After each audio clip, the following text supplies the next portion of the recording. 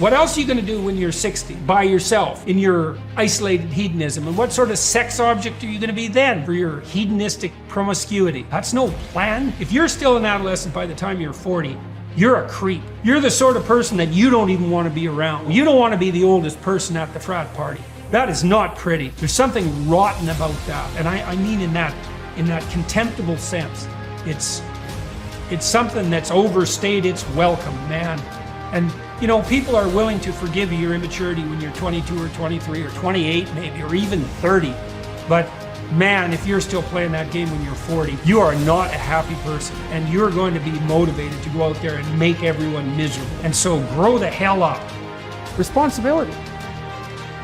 That's what gives life meaning. It's like lift a load. Then you can tolerate yourself, right? Because look at, you're useless, easily hurt, easily killed. Why should you have any self-respect? Pick something up and carry it. Make it heavy enough so that you can think, yeah, well, useless as I am, at least I could move that from there to there. And they think, well, I won't carry any load. It's like, okay, fine, but then you're like the sled dog that doesn't have a sled to pull. You're gonna tear pieces out of your own legs because you're bored. People are pack animals. They need to pull against a weight. In Switzerland, there are some mountains that can be climbed by you and me. It takes a day to get to the top, and then you just camp up there and you come in down the next day. About halfway up the mountain is what they call the halfway house. Halfway house, halfway up the mountain. So a group of people starts off with a guide in the morning, and about noon, you're kind of tired. You've been walking now for 4 or 5 hours, and you're coming up to the halfway house, and it's just a wonderful sight. Because as soon as you enter in the halfway house, you can smell the food, and they're getting ready for a good lunch, and you sit down, there's a fire in the fireplace, and there's nice soft chairs, and you can just rest your body and refresh your body. And so the people go into the halfway house, and they eat and laugh and enjoy and just really just kind of take in that wonderful, refreshing atmosphere. About an hour and a half after being in the halfway house, the guide gets up and says, well, gang, it's time to put on your gear. We got to hike. We got to get on up to the top. This is a fact.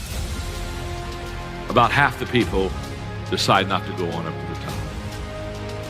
They're sitting around the table and they're just saying, you know what, go on up. You're going to be coming by here tomorrow. You're going to be having lunch here again tomorrow. We're just going to hang here.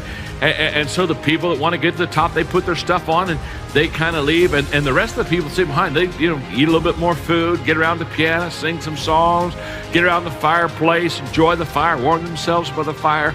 And play games all afternoon, kind of enjoy themselves. But about 4:30, 4:45 in the afternoon, without anybody saying a word, people who stayed in the halfway house, they slowly go over to where the window is, the big window, and they start looking outside, and they start looking up the top of that mountain, and as they look at the top of that mountain, they see their friends.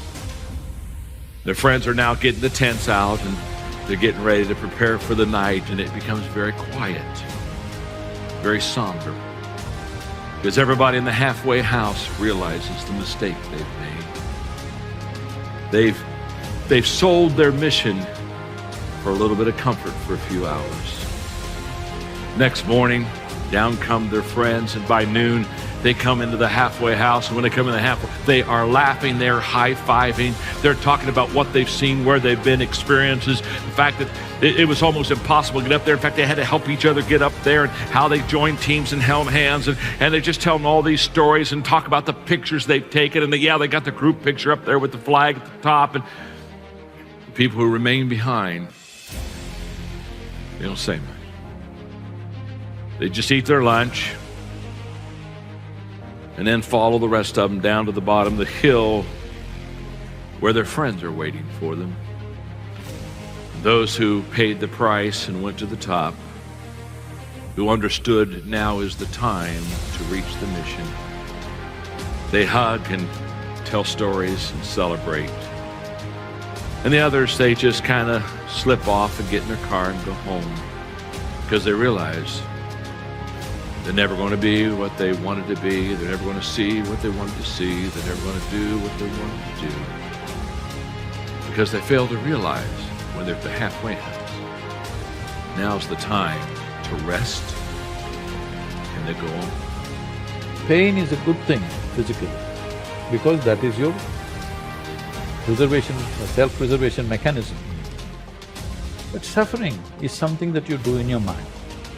So pain that happens in your body, you take it in your mind and multiply it 1,000 times or 1,000,000 times, depending on how capable you are or how stupid you are, and suffer it 1,000,000 times over.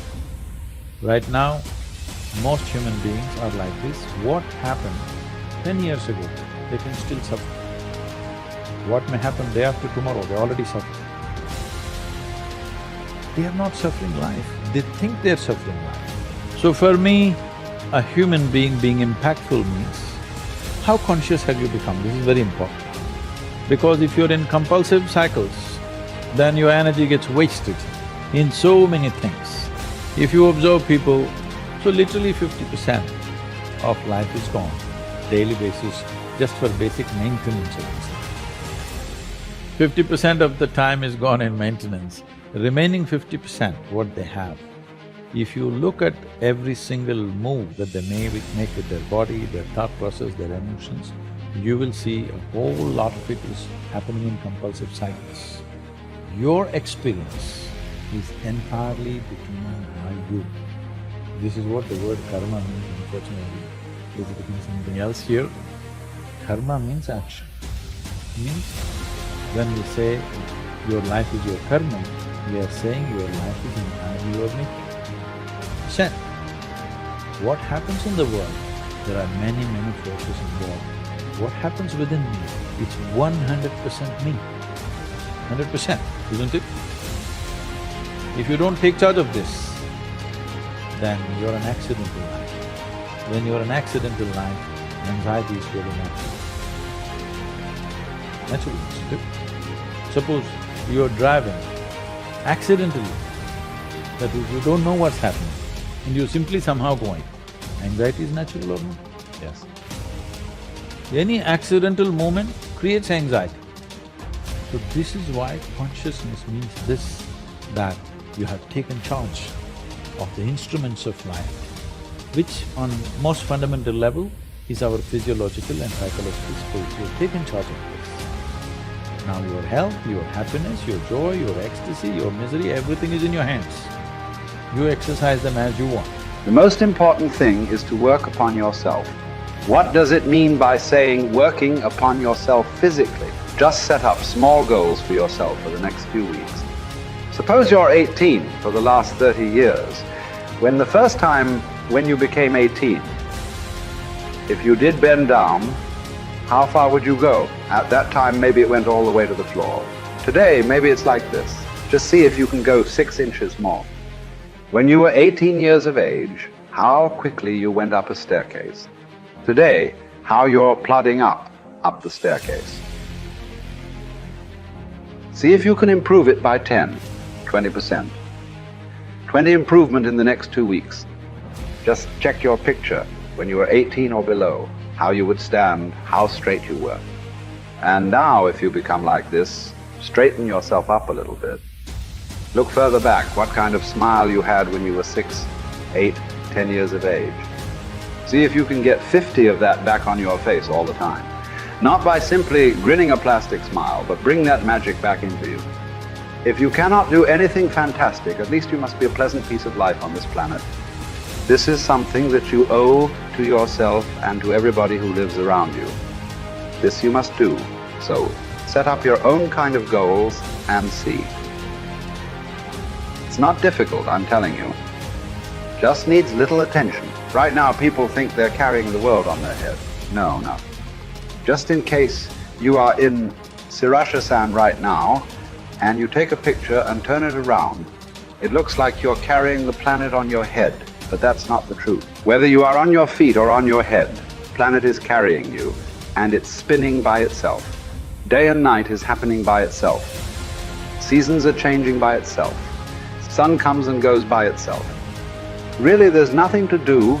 These few weeks are for time for you to realize everything that is significant in the universe is happening by itself.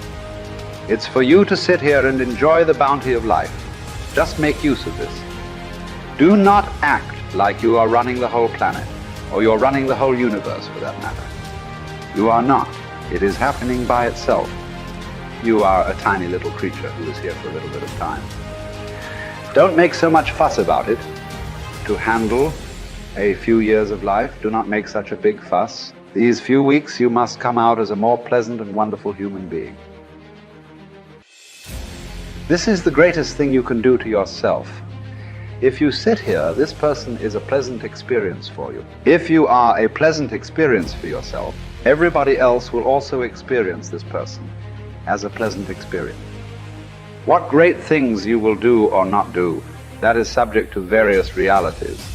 Nobody can fix it 100%. You must understand, our actions are largely determined by the times in which we exist. Suppose you were here 5,000 years ago.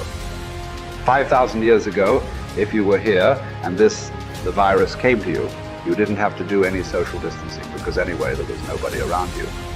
Even if you wanted to infect, you couldn't find a person. So you need to understand what we are doing. Our actions and what we do and do not do is the times in which we exist.